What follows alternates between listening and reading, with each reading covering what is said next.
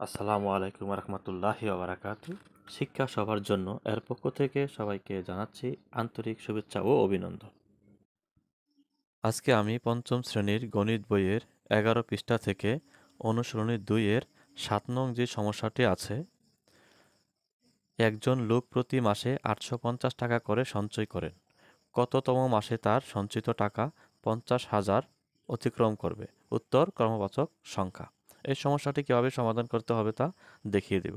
কাজে আজকের ভিডিওটি সম্পূর্ণ দেখলে কিভাবে সমস্যা সমাধান করতে হবে তা জানতে পারবে ইনশাল্লাহ।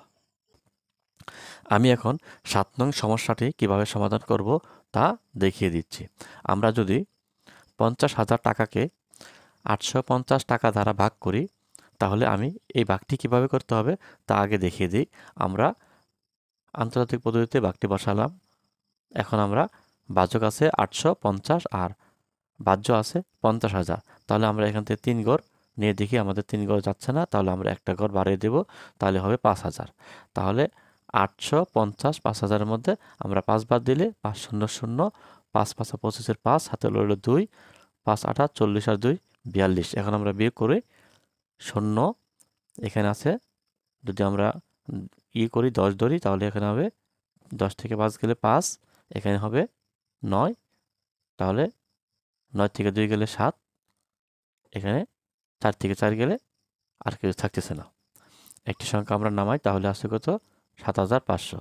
এখন 7,500-এর মধ্যে আমরা যদি 8 বার দিই, তাহলে 8 শূন্য শূন্য, 5 8 40-এর শূন্য, হাতে রইল 4, 8 8 64 আর 4 68।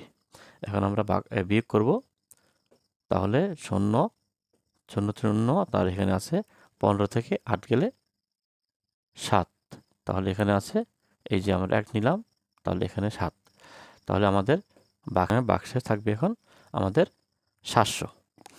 আমাদের ভাগফল 58 এবং ভাগশেষ 700, অর্থাৎ 58তম মাসের পরেও 700 টাকা বাকি থাকবে। সুতরাং 58 যোগ 1 সমান 59।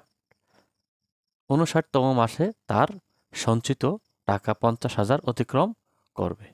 তাহলে আমাদের উত্তর হবে 59তম মাসে। ভিডিওটি ভালো লাগলে অবশ্যই লাইক এবং সাবস্ক্রাইব করবেন। ইতিপূর্বে যারা সাবস্ক্রাইব করেছেন তাদেরকে অসংখ্য অসংখ্য ধন্যবাদ, এবং যারা সাবস্ক্রাইব করেন নাই তারা এখনই সাবস্ক্রাইব করে পাশে থাকুন, যাতে আমার ভিডিও আপনার কাছে সবার আগে পৌঁছে যায়। আল্লাহ হাফেজ।